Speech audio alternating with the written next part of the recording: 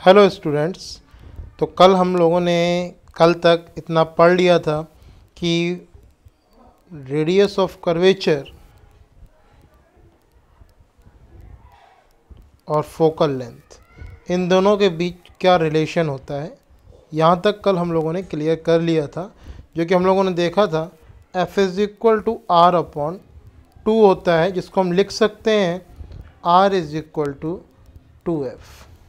जिन लोगों ने कल तक के वीडियोस नहीं देखे हैं तो कल तक के वीडियोस को एक बार देखें और अपने टॉपिक्स क्लियर करें, तब उन्हें आगे की चीज़ें समझ में आएंगी।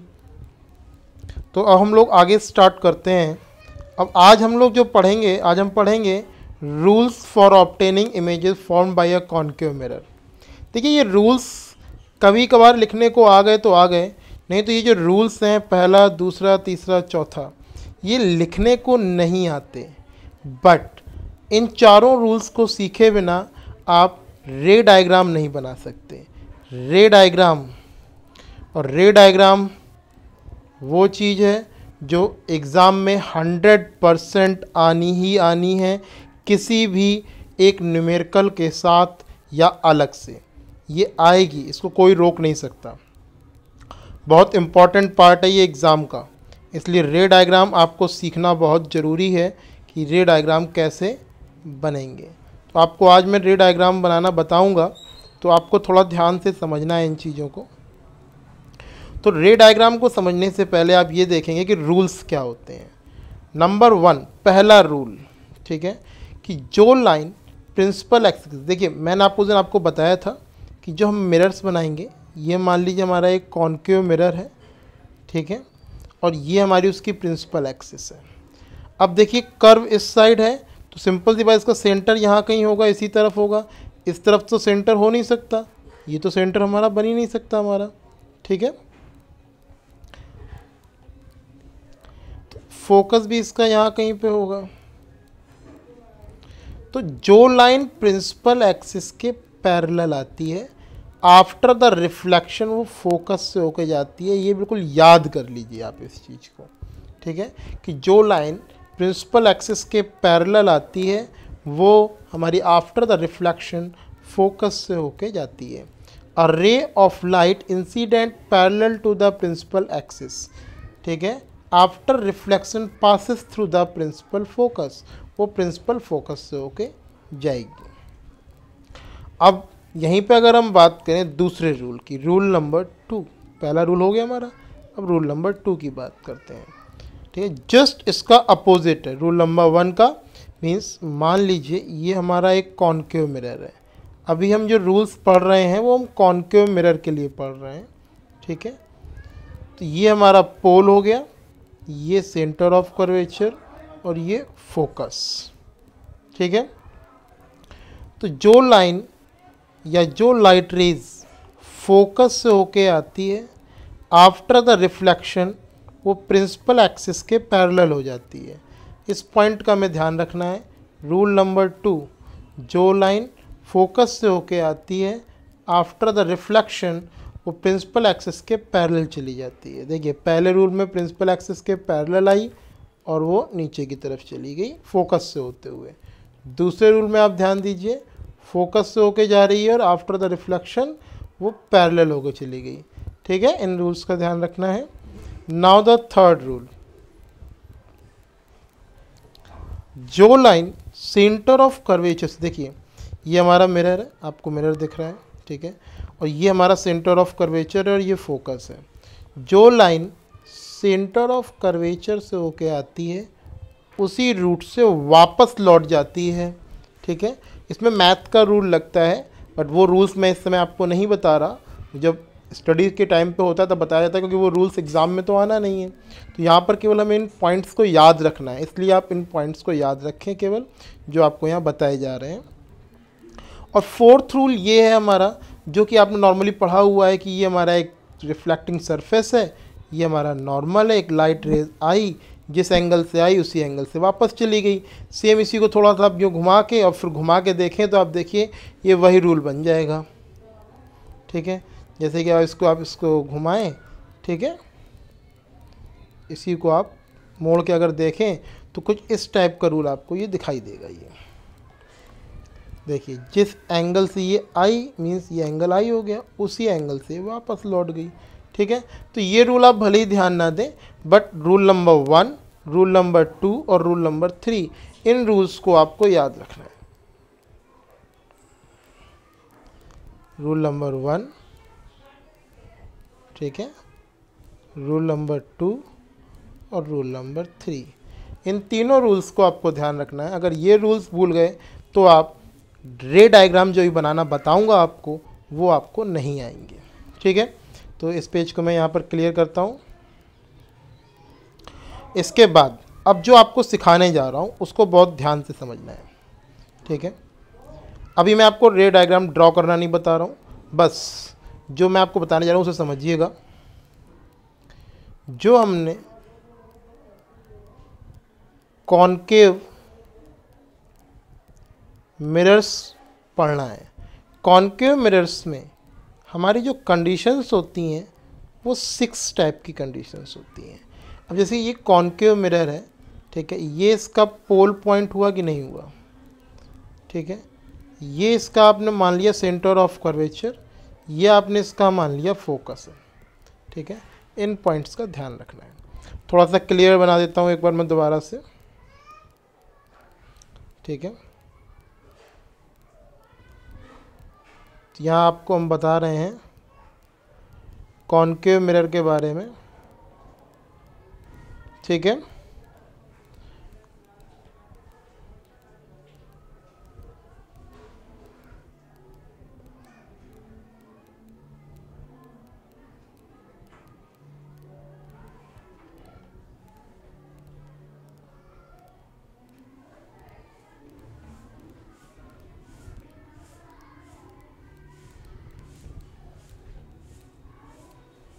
मान लिया ये इसका पोल है, ये इसका सेंटर ऑफ कर्वेचर है और ये इसका फोकस है।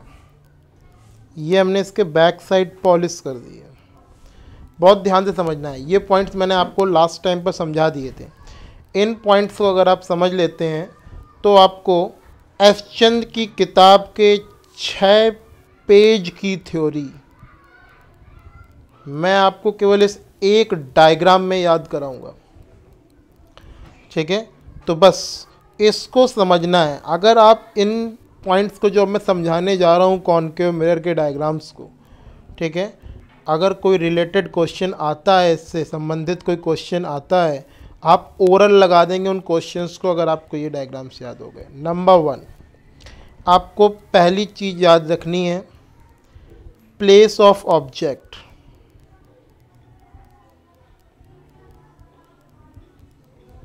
प्लेस ऑफ ऑब्जेक्ट कितने होते हैं?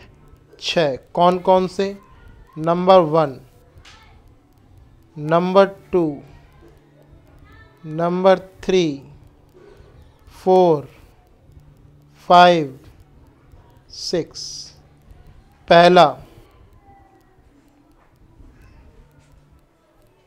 Infinity, number 2 behind the centre of curvature, centre of curvature, behind the C मतलब हो गया behind the centre of curvature, at C, between C and F, 5th number हो गया आपका एट एफ, 6th नंबर हो गया बिटवीन एफ एंड पी। समझिएगा, पहला number when object is placed at infinity, when object is placed at infinity, जब object को infinity पर रखा जाता है। Number 2, when object is placed behind the centre of curvature, जब ऑब्जेक्ट को सेंटर ऑफ कर्वेचर के पीछे रखा जाता है, इस पॉइंट पर रखा जाता है। At infinity, behind the centre of curvature, when object is placed at centre of curvature, when object is placed between the center of curvature and focus, and when object is placed at focus, and when object is placed pole between the pole and focus। ठीक है, ये 6 हैं आपके, 1 2 3 4 5 6। जो trick बताने जा रहा हूँ आपसे सुनिएगा, पूरा आपको कंक्लूजन याद हो जाएगा इसका बिना डायग्राम बनाए, उन चीज़ों को याद रखना है। अब हम याद करेंगे second point, place of images. Place of images, तो थोड़ी देर के लिए 6 कंडीशन को आप भूल जाइए और आप याद करिए। अब पहले की बनेगी 5वें पे, दूसरे की बनेगी चौथे पे, तीसरे की तीसरे पे, चौथे की दूसरे पे और 5वें की पहले पे। मीन्स याद करिएगा, इसको हमने बोला था इन्फिनिटी, सेकंड को बोला था बिहाइंड सेंटर ऑफ कर्वेचर, तीसरा था एट सी, चौथा था हमारा between the C and F और 5वां था हमारा एफ। मीन्स जब ऑब्जेक्ट को, अब इसको थोड़ा सा मैं रफ कर रहा हूँ दोबारा से और फिर से दोबारा से स्टार्ट करूँगा, ठीक है।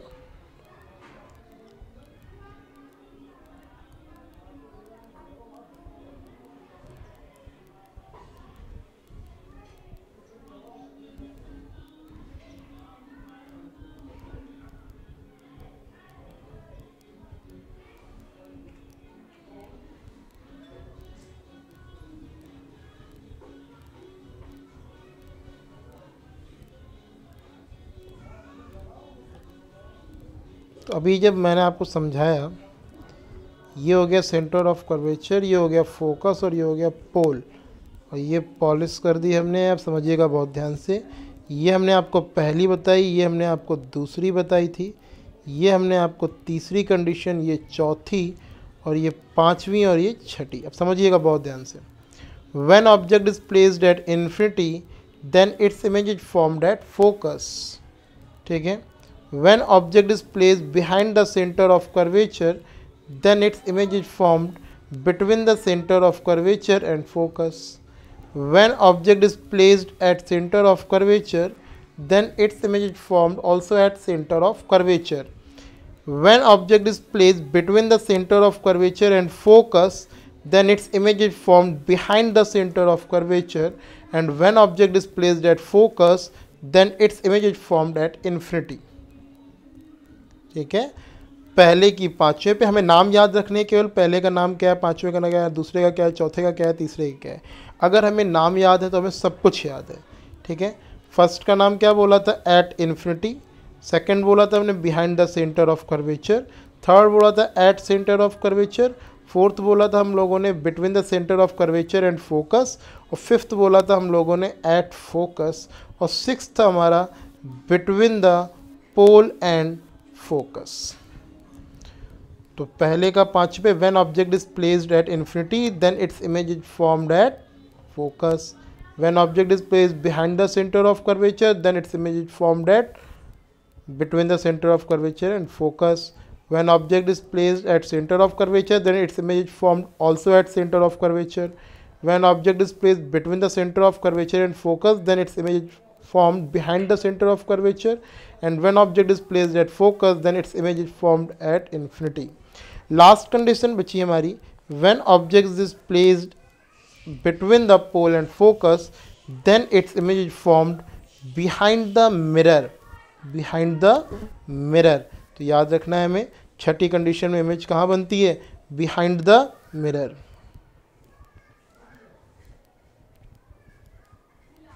ठीक है। ये कंडीशंस आपको याद रखनी है। अगर ये याद तो समझ लिए सारा खेल ख़त्म। तो देखिए हमें जो जो पॉइंट्स याद करने थे, पेज को क्लियर करता हूँ, क्लियर करने के बाद फिर आपको समझाता हूँ। नंबर 1 जो हमें समझना था, number 1 place of object, number 2 place of image, number 3 nature of image। Nature of image दो टाइप का होता है, एक होता है रियल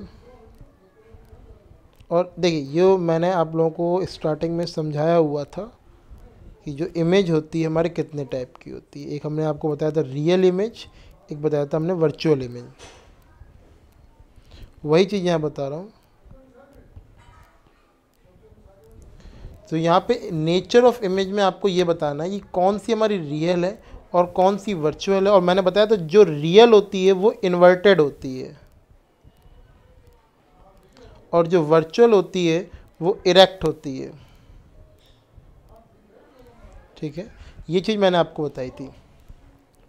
जो रियल वो इन्वर्टेड, जो वर्चुअल वो इरेक्ट। ये आपको याद रख लेना है, इस चीज़ को भूलना नहीं है। प्लेस ऑफ ऑब्जेक्ट मैंने आपको 6 बताए, प्लेस ऑफ इमेज मैंने आपको 6 बताई। जैसे मैंने आपको बताया 1 2 3 4 5 6, 1 की 5 पर, 2 की 4 पर, 3 की 3 पर, और यही सब आपस में रिप्लेस हैं, और 6 की behind the mirror. Nature of image में बताया मैंने आपको रियल एंड इन्वर्टेड। तो जो शुरुआत की 5 कंडीशन है, 1 2 3 4 5, इन पांचों कंडीशंस में जो आपकी इमेज बनती है वो रियल बनती है और इन्वर्टेड बनती है। पांचों कंडीशंस में जो इमेज है वो रियल बनती है और इन्वर्टेड बनती है। जो लास्ट की 6 कंडीशन है जिसमें इमेज हमारी बिहाइंड द मिरर बन रही थी,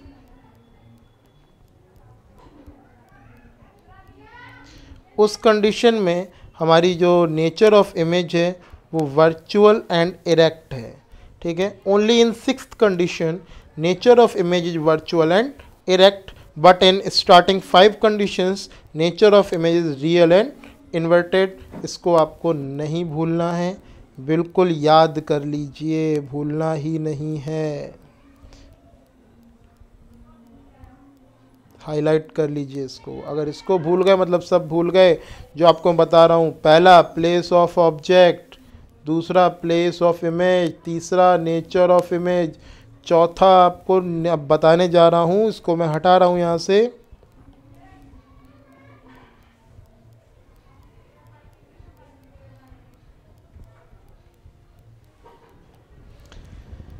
चौथा place of object, place of image, nature हो गया। नेचर में हम लोगों ने पढ़ लिया रियल एंड वर्चुअल। ठीक है, इसके बाद आता है आपका size of image. Size of image, ठीक है, साइज ऑफ इमेज को मैं आपको अलग से इस पेज को क्लियर करके तब समझाता हूँ, समझिएगा ध्यान से। ठीक है, चौथा पॉइंट आपको समझा रहा हूँ, साइज ऑफ इमेज। ठीक है, मैंने आपको बताया पहला, दूसरा, तीसरा, चौथा, पांचवा, छठा।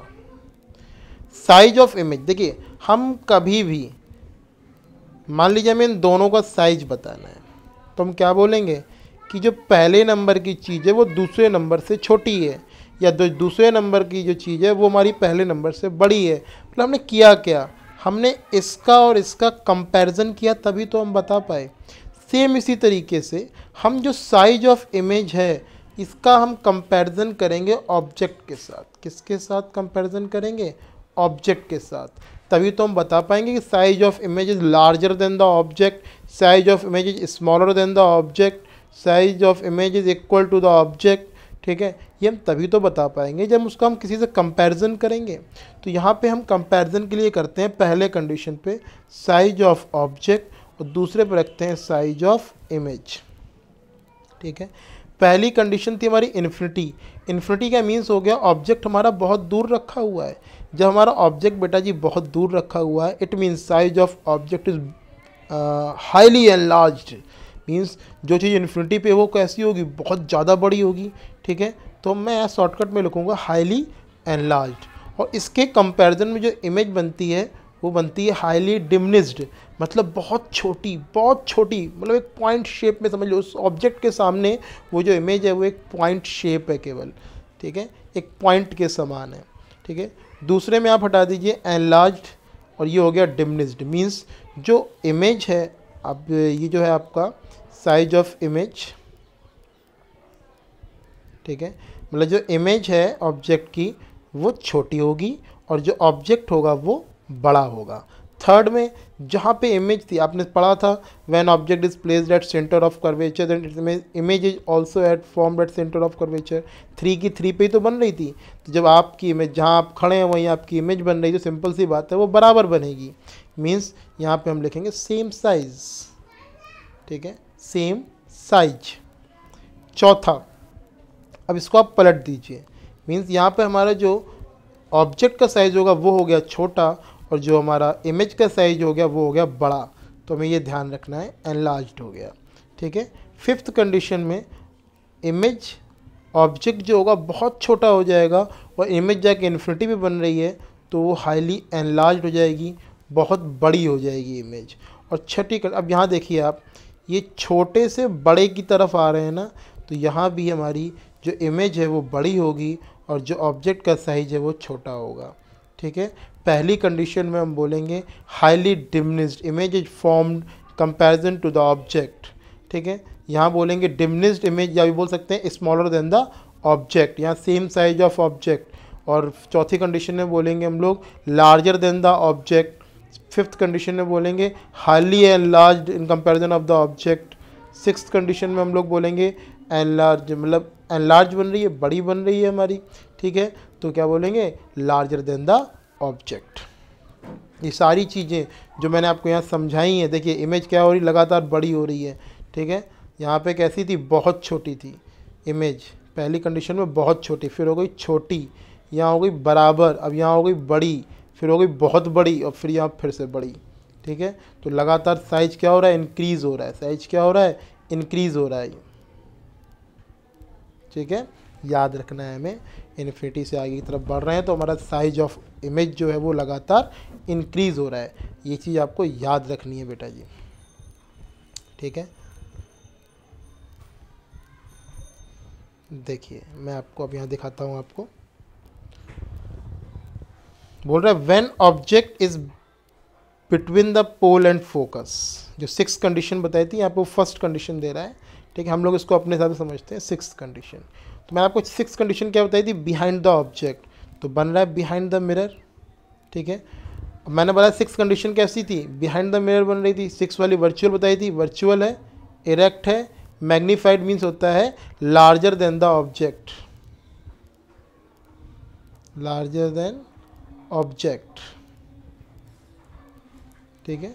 यही बताया था मैंने आपको।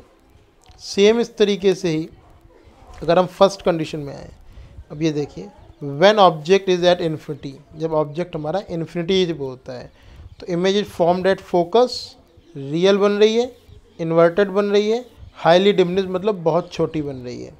Second condition, when the object is beyond C, जब ऑब्जेक्ट हमारा कहाँ रखा होता है, सेंटर ऑफ कर्वेचर के पीछे रखा होता है, ठीक है। When object is beyond C, तो इसकी इमेज क्या बनती है, between the F and C, देखो सी के पीछे रखा हुआ है और एफ और सी के बीच में हमारी इमेज बन के तैयार हो रही है।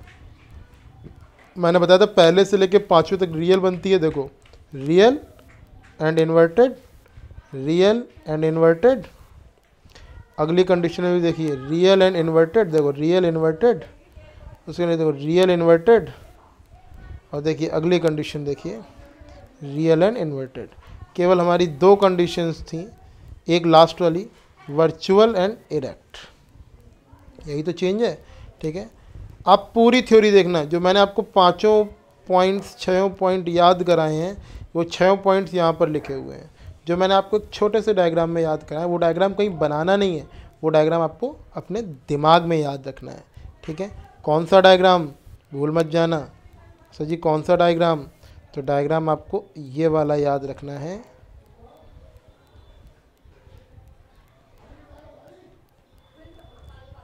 Centre of curvature, focus, pole, point number 1 2 3 4 5 6, पहले का 5वें पे, दूसरे का चौथे पे, तीसरे का तीसरे पे, चौथे का दूसरे पे और 5वें का पहले पे, और छठे का बिहाइंड द मिरर। अगर आप इन चीज़ों को याद रखेंगे तो क्वेश्चन अभी आप मैं करके दिखाऊंगा। मैं कुछ ही दिनों में एक वीडियो अपलोड करने वाला हूँ कि लाइट चैप्टर के 100 MCQ को इंपॉर्टेंट क्वेश्चंस, ठीक है, 100 MCQ क्वेश्चंस को अपलोड करूँगा। जब उन 100 MCQ क्वेश्चंस की आप प्रैक्टिस कर लेंगे तो लाइट चैप्टर के न्यूमेरिकल्स और थ्योरीज कहाँ ले जाएंगे आप, वो सॉल्व होंगी कैसे नहीं, ठीक है।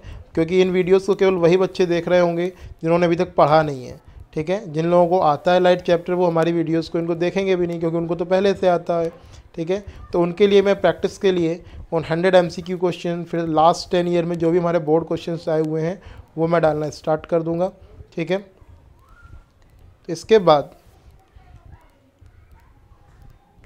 मैं इमेज फॉर्मेशन, आपको ये जो इमेज फॉर्मेशन के जो डायग्राम्स हैं, ठीक है, ये बहुत इंपॉर्टेंट है।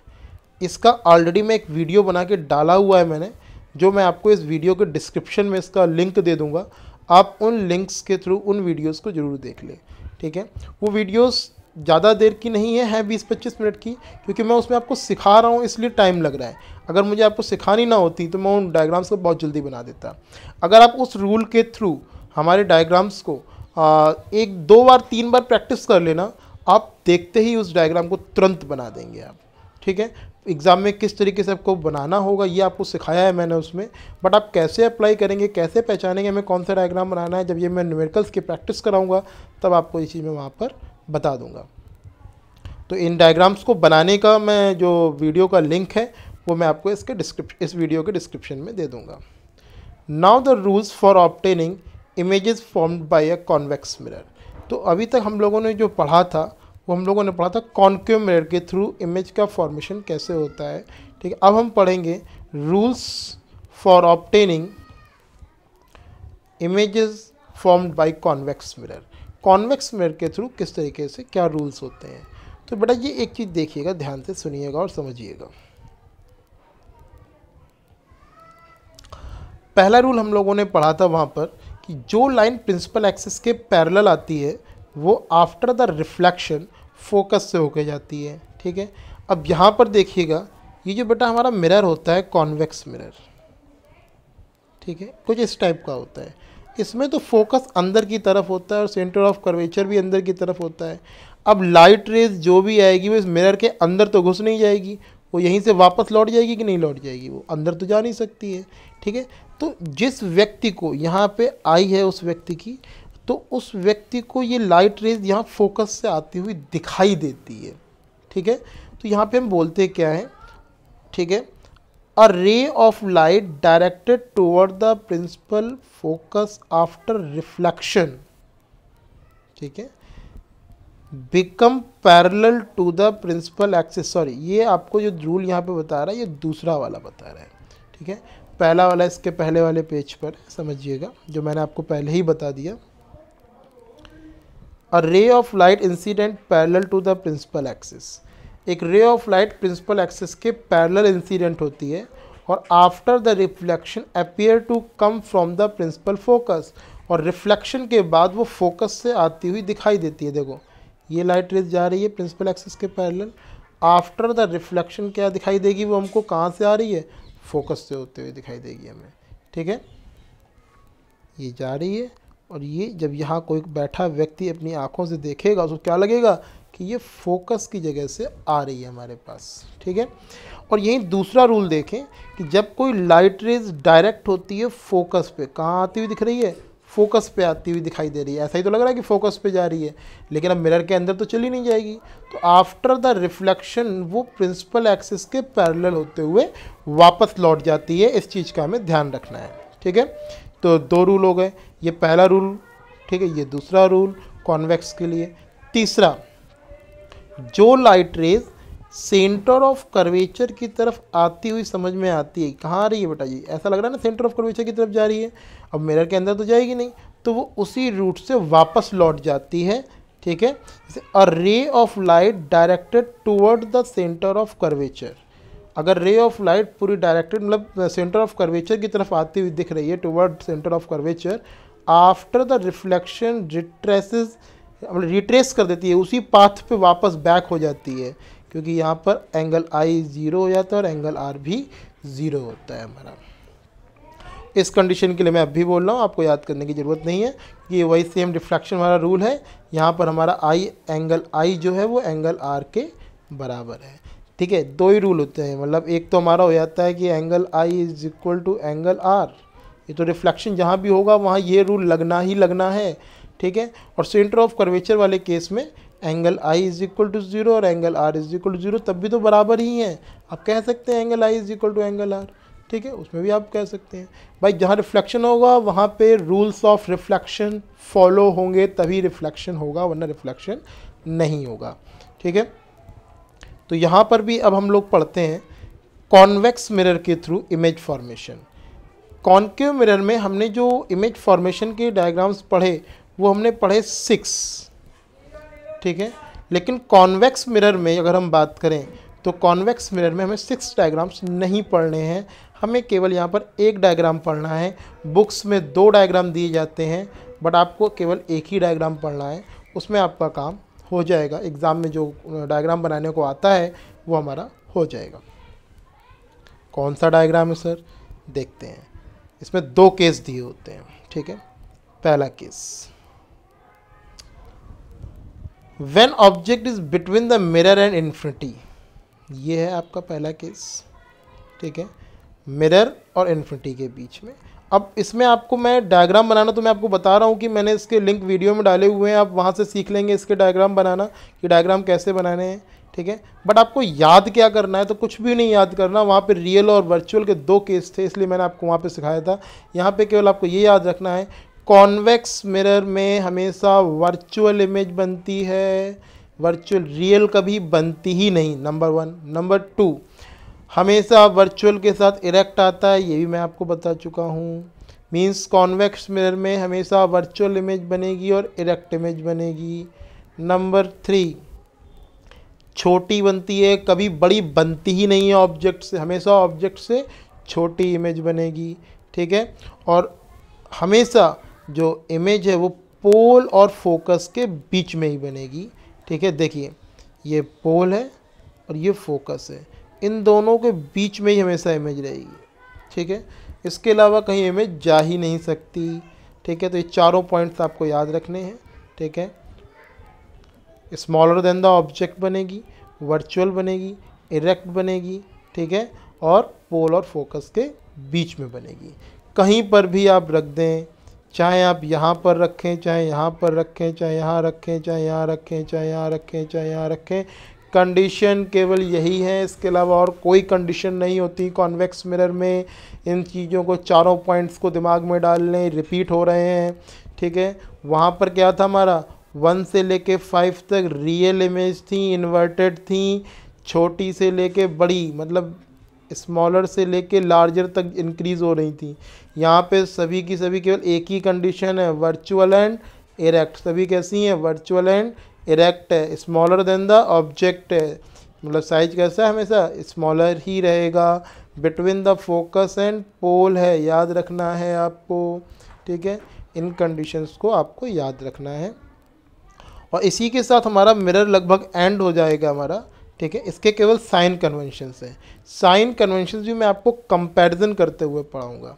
साइन कन्वेंशंस कभी लिखने को नहीं आते, ये थ्योरी आपको याद नहीं करनी है। ठीक है, साइंस कन्वेंशन के जो रूल्स हैं इसको आपको बताया जाता है जब आपको पढ़ाया जाता है, मैं आपको ये भी नहीं बता रहा।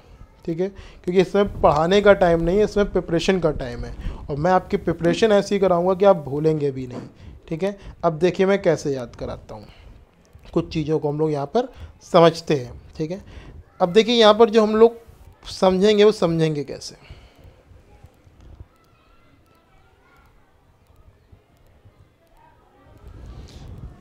यहाँ पे कुछ फार्मूले याद करेंगे, पहले फार्मूले के हिसाब से हम लोग क्लियर करेंगे। Mirror formula 1/v is equal to, या इस तरीके से नहीं, हम लोगों ने जो अपना पढ़ते हैं स्कूलों में जो पढ़ाया जाता है वैसे करते हैं। 1/f is equal to 1/v plus 1/u। ठीक है, u क्या होता है, distance of image, distance of object from the mirror, sorry distance of object from the mirror.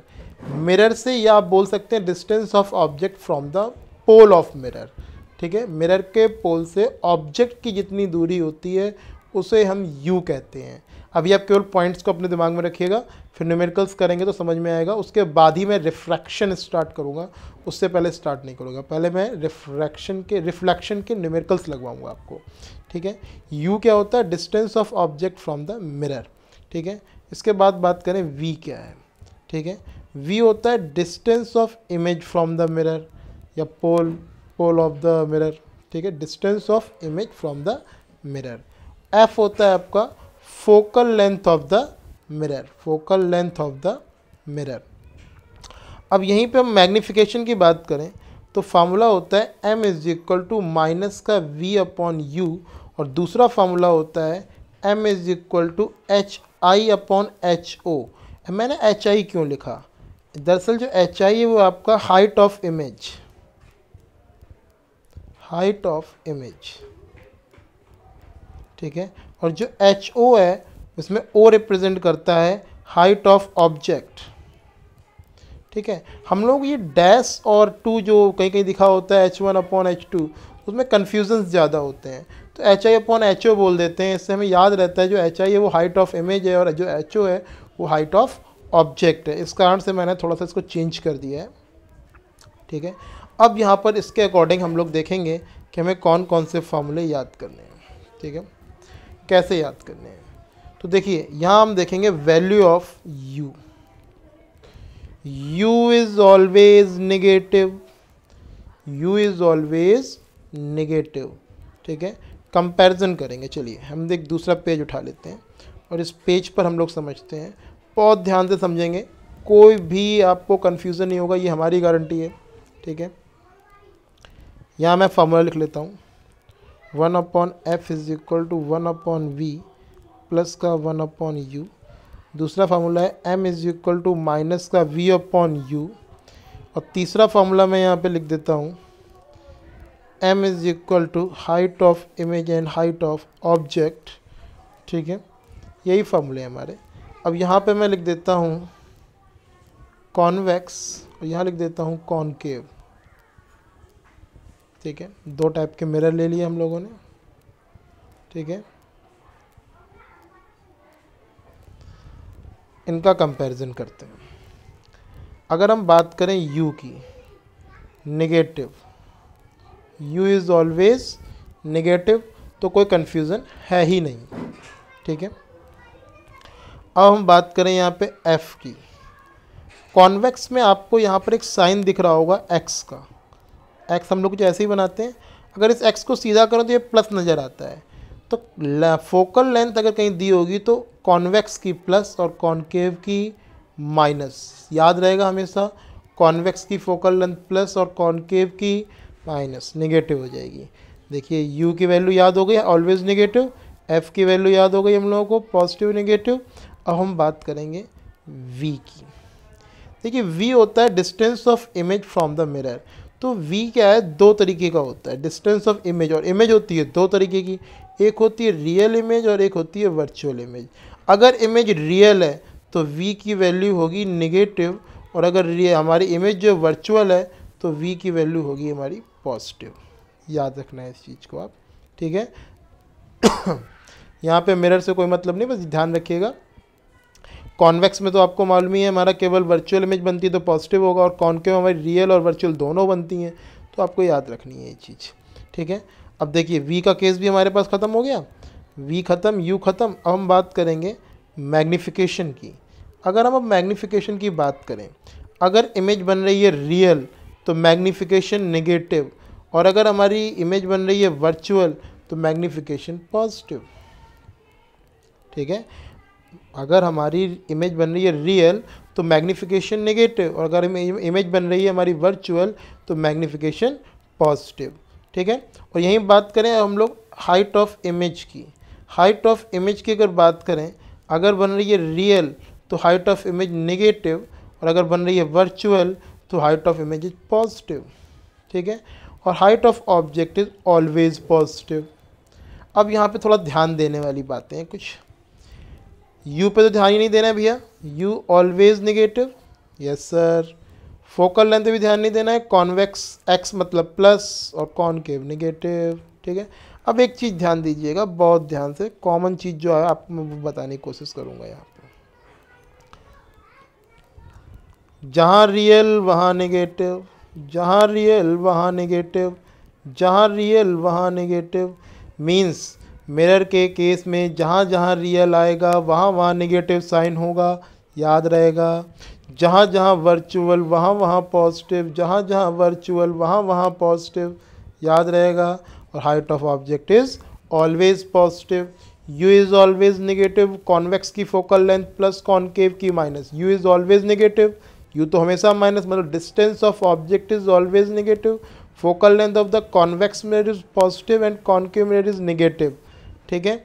And distance of image की बात करेंगे तो रियल है तो नेगेटिव, वर्चुअल है तो पॉजिटिव, मैग्निफिकेशन रियल है तो नेगेटिव, वर्चुअल है तो positive, height of image real है तो नेगेटिव, वर्चुअल है तो पॉजिटिव, ठीक है। Height of object is always positive, ठीक है। ये आपको याद रखना है तभी न्यूमेरिकल्स लग पाएंगे। ये साइन कन्वेंशंस एग्ज़ाम में नहीं पूछे जाते हैं, बट न्यूमेरिकल्स लगाते पे तो ये आपके काम आने हैं। तो इनको याद करने की, समझाने की मैंने आपको ट्रिक बता दी है, इसको याद रखें। ये सारे के सारे ये यहाँ पर लिखे हुए हैं, जिसको मैंने आपको छोटी सी तरीके से समझा दिया है। आपको इसको रटने की ज़रूरत नहीं है, आप केवल इसे समझ के भी याद कर सकते हैं, ठीक है। अब कुछ चीज़ें मैं आप पे छोड़ता हूँ, ठीक है, कि जैसे एप्लीकेशंस क्या होते हैं, ठीक। एप्लीकेशन मीन्स होता है यूजेस, एप्लीकेशन क्या होता है, यूजेस। तो हम प्लेन मिरर की अगर बात करें तो आप सुबह सुबह अपने बालों को काटने में इस प्लेन मिरर का यूज़ करते हैं, ठीक है। पेरिस्कोप में यूज़ होता है, कैलेडोस्कोप में यूज़ होता है। Plane mirror are used as reflector के फॉर्म में, आप दूसरों के ऊपर चमकाते हैं ना शीशा, ठीक है। बैक मिरर के लिए गाड़ियों में देखा होगा आपने, हमारे बीच में रेयर व्यू लगा होता है, जब बैक मिरर लगा होता है पीछे की चीज़ों को हम देखते हैं, मतलब प्लेन मिरर का हम अपने डेली लाइफ में यूज़ करते हैं अपने आप को देखने के लिए। यूजेस ऑफ कॉनकेव मिरर, अगर हम कॉनकेव मिरर की बात करें, uses of concave mirror, concave mirror में आपने देखा है इमेज लगातार कैसी हो रही है, बड़ी हो रही होती है, ठीक है। कॉनकेव मिरर में इमेज लगातार बड़ी हो रही थी हमारी, तो किसी चीज़ को बड़ा करने में डॉक्टर्स यूज़ करते हैं कि नहीं करते हैं, हमारे जो हमारे अंदर चीज़ों को देखा करते हैं, ठीक, गले के अंदर देखना है, दांत देखना है, कहीं भी देखना है, तो concave mirror are used by the doctors. Focus a parallel beam of light patient organic like teeth, throat, ear, examine of these parts, ठीक है। When an object is placed between the pole and focus of concave mirror, a magnified, erect and virtual image is obtained. This property of concave mirror is utilized for using them as saving mirror, ठीक है। तो आपको केवल याद करने वाला इसमें point क्या आया, सेविंग मिरर। इतना बड़ा लिखने को नहीं आ रहा है आपके लिए, ठीक है। आपको केवल ये याद क्या करना है, सेविंग मिरर के लिए काम में आता है, ठीक है। नेक्स्ट, इस तरीके से आपको दो दो तीन तीन यूज याद करने हैं, इससे ज़्यादा नहीं आता है आपका। कॉनकेव मिरर जो होता है हमारा सोलर फर्नेस, हाँ यहाँ पर एक पॉइंट आ गया हमारा, ठीक है। हमें यहाँ पे दो पॉइंट्स याद करने हैं बेटा जी। एक पॉइंट याद करना है डाइवर्जिंग और एक होता है कन्वर्जिंग। कन्वर्जिंग मीन्स होता है कलेक्ट करना और डाइवर्जिंग मीन्स होता है फैलाना। तो हमारा जो कॉनकेव मिरर होता है ना, वो होता है कन्वर्जिंग, वो कन्वर्ज करता है, एक पॉइंट पर लेके आता है, ठीक है। कॉनकेव मिरर को अगर आप यूँ करके रखें, रुकिए सॉरी पेन ले लेता हूँ मैं, अगर कॉनकेव मिरर हम यूँ करके रख लें, रिफ्लेक्टिंग सरफेस को ऊपर रखना है, और ये कॉन्वेक्स मिरर रिफ्लेक्टिंग सरफेस को ऊपर रखना है। अगर इसमें हम मान लीजिए कुछ पानी वगैरह डालें, इसमें पोर करें, तो सब कलेक्ट होकर कहाँ आएगा, नीचे की तरफ आएगा, पॉइंट्स पे आएगा कि नहीं आएगा, कलेक्ट हो रहा है, it mean this is called converging mirror. और यहाँ पे हम कुछ भी डालें तो ये फैल जाएगा, ठीक है। तो इसे हम क्या बोलेंगे, डाइवर्जिंग मिरर, ठीक है। क्वेश्चंस में न्यूमेरिकल्स में कहीं कहीं लिख के आता है कन्वर्जिंग मिरर और डाइवर्जिंग मिरर, वहाँ कॉनकेव कॉन्वेक्स लिख के नहीं देता, तो आपको वहाँ पे कंफ्यूज नहीं होना है। Converging means concave, diverging means convex. Mirror की बात हो रही है, लेंसेज मैंने अभी आपको पढ़ाया नहीं है। Now the uses of convex mirror, convex mirror के क्या यूज होते हैं, ठीक है। तो ये रेयर व्यू मिरर होता है, इन व्हीकल्स में कॉन्वेक्स मिरर यूज़ होते हैं, ठीक है। कॉन्वेक्स मिरर आपने देखा होगा, गाड़ी में बगल में शीशा लगा होता है, और वहाँ आपको जो पीछे वाले व्हीकल्स आ रहे होते हैं बहुत छोटे छोटे दिखाई देते हैं आपको। और आपने पढ़ा था कॉन्वेक्स मिरर में हमेशा इमेज कैसी बनती है, छोटी बनती है, ठीक है, स्मॉलर देन द ऑब्जेक्ट बनती है, ऐसा लगता है आपको हाँ बहुत दूर है गाड़ी। और जब वहीं अपना जब आपको ड्राइवर के सर के ऊपर जो शीशा लगा होता है प्लेन मिरर, उसमें देखते हो तो आपको गाड़ी बगल में दिखाई देती है, ठीक है, तुरंत पीछे गाड़ी के लगी होती है दिखाई देती है, ठीक है। तो रेयर व्यू मिरर गाड़ियों में दिखाई देता है आपको, ठीक है। देखिए दोनों प्रॉपर्टीज लिखी है, always form an erect and diminished image, they have a wider field view as they are curved outwards, ठीक है। और पीछे का काफ़ी बड़ा हिस्सा ही हम लोगों को शो कराता है, इस कारण से गाड़ियों में हमें दिखाई देता है लगा हुआ, ठीक है। और ये सब आपके रिफ्लेक्टर के फॉर्म में यूज़ होते हैं स्ट्रीट लैंप्स में, ठीक है, तभी तो लाइट चारों तरफ फैल रही होती है, क्योंकि अभी हमने क्या पढ़ा था कि हमारे जो कॉन्वेक्स होते हैं ये आपके कैसे होते हैं, डाइवर्जिंग होते हैं, फैलाने वाले होते हैं, ठीक है। तो ये यूजेस आपको याद करने हैं, दो यूजेस याद रखने हैं बस आपको, दो से ज़्यादा यूजेस आपको याद नहीं करने हैं। इसके बाद हमारा टॉपिक आ जाएगा रिफ्रैक्शन, जो कि हम लोग नेक्स्ट वीडियो में स्टार्ट करेंगे। आज के वीडियो में इतना ही, थैंक यू। अगर वीडियो पसंद आया हो तो इसे लाइक करें, सब्सक्राइब करें, और अगर इस चैनल के लिंक को, इस वीडियो के लिंक को अपने दोस्तों में शेयर करें ताकि उनका भी फ़ायदा हो सके, वो भी सीख सकें। धन्यवाद।